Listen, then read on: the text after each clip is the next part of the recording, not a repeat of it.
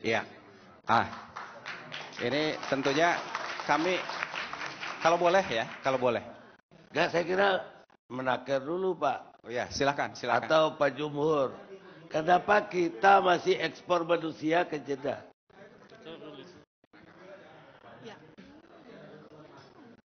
Sebetulnya yang ingin kami sampaikan adalah Kemenakertran sejak bulan Januari sudah menyiapkan langkah-langkah untuk moratorium. Jadi segala persyaratan, segala persiapan yang dibutuhkan untuk moratorium sudah kami siapkan. Pertimbangannya dua, Pak. Yang pertama adalah moratorium itu merupakan keputusan politik, ya, yang harus menjadi kesepakatan kita bersama, karena bukan hanya antar departemen, tapi juga kesepakatan publik, karena ini akan berkonsekuensi pada masyarakat kita tidak bisa mendapatkan pekerjaan. Itu yang pertama. Kedua, kita melihat bahwa jumlah TKI yang berhasil ketika bekerja di Malaysia atau di Saudi Arabia itu sangat besar. Bahwa memang ada yang berkasus itu kita akui. Bukan yang hukumnya Tetapi yang kami seperti Saudi ini adalah, kan tadi rumit banget tuh ya, dari beliau-beliau ini. Ya. Kenapa kita tidak menyetop yang ke Saudi Arabia? Yang kami pertimbangkan adalah ke Kuwait kirim deh. Banyak sekali TKI yang berhasil bekerja di Saudi Arabia dan yang kemudian akan memperpanjang kontraknya. Nah, ini yang sedang juga kita pertimbangkan. Tetapi sejak bulan Januari, Kementerian telah menyiapkan langkah-langkah untuk melakukan moratorium. Termasuk sekarang ini, momennya kita adalah melakukan moratorium. Buktinya Bapak ini udah ke Saudi Arabia. Ternyata udah ketemu Menteri Kehakiman. Eksekusi pun ke Dubes gak dikasih tahu, kata beliau. Ya, ini kan udah sepakat. Ya, jadi gini Pak Karni. Kita moratorium tetap merupakan sebuah opsi utama. Kuwait kita tutup, ya, Qatar kita tutup, Syria kita tutup, Yordania kita tutup. Kalau saya setujunya ditutup ke seluruh dunia ekspor manusia. Tapi problemnya adalah sekarang begini Pak Karni, kita harus sebelum melakukan moratorium harus memastikan bahwa seluruh jalur ilegal yang masuk ke Saudi Arabia itu bisa kita kendalikan.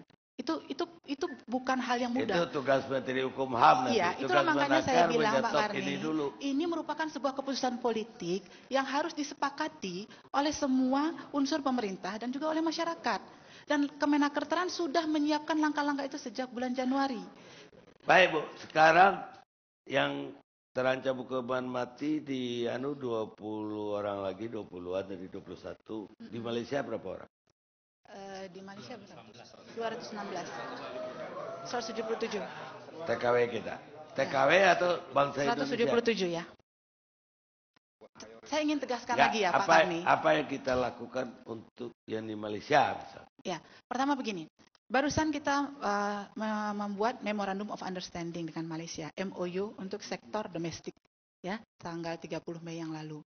Salah satu isi dari MOU itu adalah kita membuat Joint Task Force atau Satgas bersama antara pemerintah Indonesia dan pemerintah Malaysia. Itu untuk TKW yang kerja. Ya, tapi yang juga untuk TKI. Yang saya tanya yang udah dihukum mati. Ya, sebentar dulu Pak Karni. Jadi untuk TKI juga yang mengalami kasus hukum. Ya. Jadi Joint Task Force ini adalah upaya bersama antar kedua negara untuk mengatasi yang terkena kasus hukum, termasuk yang terkena hukuman mati.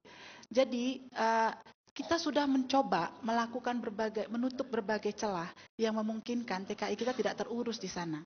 MOU dengan Malaysia ini sudah berhasil. Isinya, satu Pak Karni perlu tahu juga. Satu, kita diberi libur 1 kali dalam seminggu.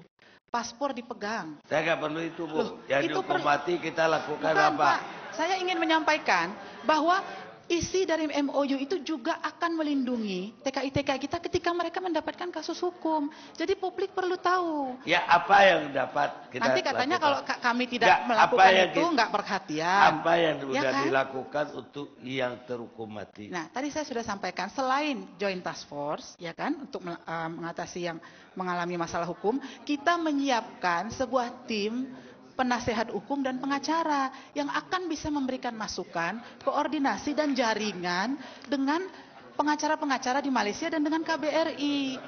Kan tadi sudah saya jelaskan sama Pak Karni. Bukan, ini kan udah inkrah. Keputusan hukuman matinya udah inkrah. Ya. Apa yang kita lakukan untuk menyelamatkan yang udah dihukum mati kita itu? Tetap bisa melakukan upaya diplomatik, berbicara dengan pemerintah Malaysia. Kan coba mungkin Kemlu bisa menjelaskan bahwa berapa jumlah TKI dan WNI kita yang terbebas dari hukuman mati di Malaysia. Itu bisa juga Baik, pemirsa, disampaikan. kita istirahat sejenak.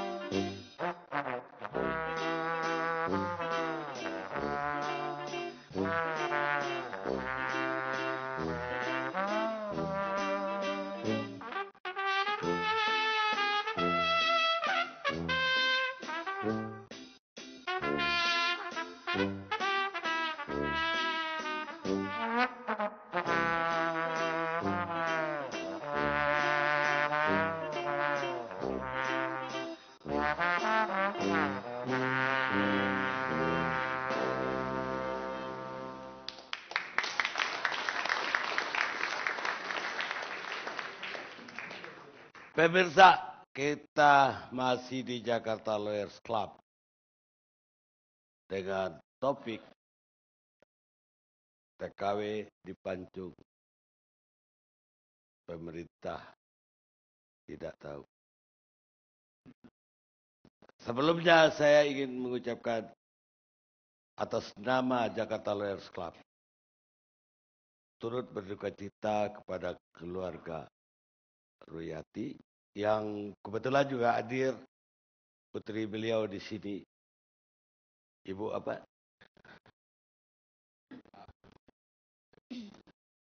Ibu EN Nuraini. Ibu En, tadi Ibu udah dengar percakapan saya dengan bapak-bapak dari Deplu, dari Departemen Hukum HAM, dari Ibu dari Menaker, dan kemudian dari BP2 TKI. Benarkah cerita mereka itu? Bahwa Ibu udah dikasih tahu dari awal sampai akhirnya yang tidak diberitahu hanya ketika eksekusi terjadi. Begini Pak ya, saya pertama kali mendengar informasi ibu saya bermasalah di Arab itu dari Mbak Warni. Siapa itu Mbak Warni? Temannya ibu saya. Warni. Baik, terus dari pemerintah kapan Ibu dapat pemberitahuan? Setelah saya tahu dari Mbak Warni tanggal 14 Januari, tanggal 18 Januarinya saya mendatangi kantor pemerintahan. Saya mengadu bahwa ibu saya mengalami masalah ini. 1 bulan setelah saya mengadu ke kantor Deplu, ke BNP, itu 1 bulan kemudian baru saya dapat surat dari Deplu bahwa membenarkan ibu saya telah mengakui kesalahannya, mengakui perbuatannya. Terus? Tapi saya tidak percaya. Gak mungkin ibu saya melakukan pembunuhan. Terus apa yang Ibu lakukan? Setelah itu saya bertanya, waktu itu yang menerima saya Pak Rangga di Deplu itu. Saya menerima, Pak, ini bagaimana nasib ibu saya tolong, saya mohon dibantu, diringankan hukumannya. Dibantu semaksimal mungkin. Pak Rangga bilang, ya nanti akan diusahakan, ya akan memohon ampunan kepada majikan, akan disediakan pengacaranya untuk pembelaannya. Setelah itu kan saya sudah pulang tuh Pak. Begitu sebulan kemudian baru saya dapat surat.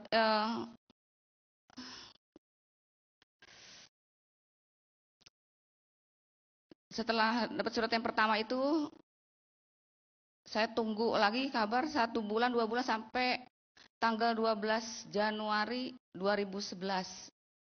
Nggak ada kabar lagi. Nggak ada pemberitahuan dari pemerintah, dari manapun.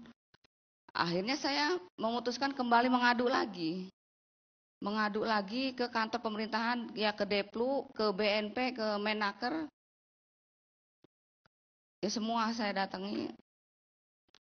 Ya sama, penerimaannya ya kayak yang pertama.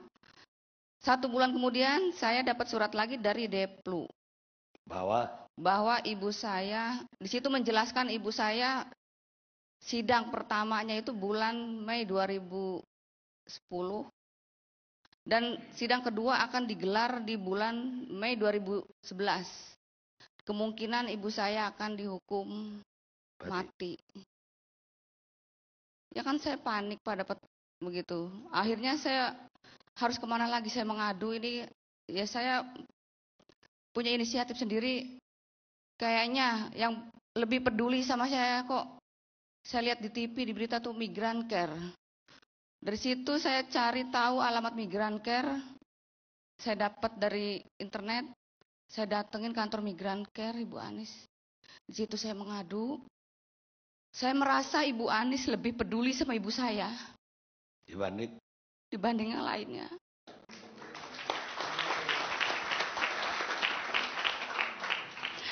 Mungkin kalau seandainya Mbak Warni nggak memberitahukan saya, sampai saat ini pun saya nggak tahu ibu saya mati atau enggak. Karena ibu dapat surat setelah ibu datang. Iya, saya mencari informasi baru dapat surat. Setelah beliau meninggal, ibu didatangin nggak? Setelah ibu saya meninggal, saya dapat telepon dari Ibu Nining, Migran Care, hari Sabtu kemarin. Dari pemerintah ada? Dari pemerintah paginya, Minggu pagi. Minggu pagi. Iya, tapi Ibu Nining lebih dulu memberitahukan saya. Isinya apa yang dari pemerintah? Ibu saya sudah menjalani hukuman pancung. Terus apa yang mau dilakukan pemerintah? Ibu dapat telepon dari siapa? Dari Kemenlu, Pak. Menlu juga. Pak Tatang. Pak Tatang yang kasih tahu. Iya. Bahwa ibu saya sudah ibunya dimakamkan. berhak untuk asuransi, ada santunan dari asuransi dari PJTKI juga ada pemberitahuan itu. Sudah terima asuransi. Asuransinya udah terima. Iya. Dari PJTKI atau dari siapa? Dari Menaker. Dari PJTKI. Waktu ibu almarhum mengadukan nasibnya di situ yang tidak digaji, kemudian patah kaki, ibu yang terima pengaduan dari almarhum. Ibu saya enggak, ya saya tahu semua penderitaan ibu saya itu dari Mbak Warni. Dari temannya. Ya, kalau ibu saya tidak. Ibu nggak pernah menghubungin Menaker untuk menanyakan soal itu. Saya tahunya setelah kejadian Mbak Warni telepon itu, sebelum ada masalah nggak pernah cerita Mbak Warni juga, karena dipesan sama ibu saya, penderitaan ibu saya itu nggak boleh diceritakan sama anak-anaknya. Jadi tidak pernah. Mbak Warni pun tidak pernah cerita sebelumnya. Ceritanya setelah tanggal 14 Januari. Setelah terjadi pembunuhan. Iya. Baik, Ibu dari Migran Care, tanggapannya terhadap pernyataan bapak-bapak pemerintah tadi, dari Ibu pemerintah. Ibu apa namanya? Anis, Pak. Bu Anis. Ya, saya prihatin ya, karena ini menyangkut nyawa warga negara gitu, tetapi teledor gitu. Mestinya pemerintah tidak hanya menunggu informasi dari otoritas Arab Saudi, tetapi juga bisa melakukan upaya yang lebih proaktif gitu, mengecek, melakukan monitoring terhadap setiap proses hukum, terutama kasus-kasus hukum yang masuk kategori tindak pidana berat gitu, ancaman hukuman mati gitu. Saya kira kalau itu dilakukan ya bisa termonitor gitu setiap kasus yang menimpa warga negara kita gitu. Seperti kasusnya Ibu Ruyati, sejak awal misalnya kita minta kejelasan gitu, siapa sih sebenarnya lawyernya gitu, sehingga kita bisa komunikasi, kita bisa minta informasi. Lawyer yang ada di Saudi maksudnya? Iya, tetapi tidak pernah ada jawaban. Kemudian sebenarnya kapan vonis tetap itu juga dijatuhkan gitu, tetapi kita juga tidak dapat jawaban gitu, sehingga rentang waktu antara vonis tetap dan eksekusi saya kira bisa dimanfaatkan untuk upaya di luar jalur hukum gitu ya. Artinya ada masa untuk melakukan diplomasi politik gitu, tetapi tidak jelas gitu kapan itu informasinya.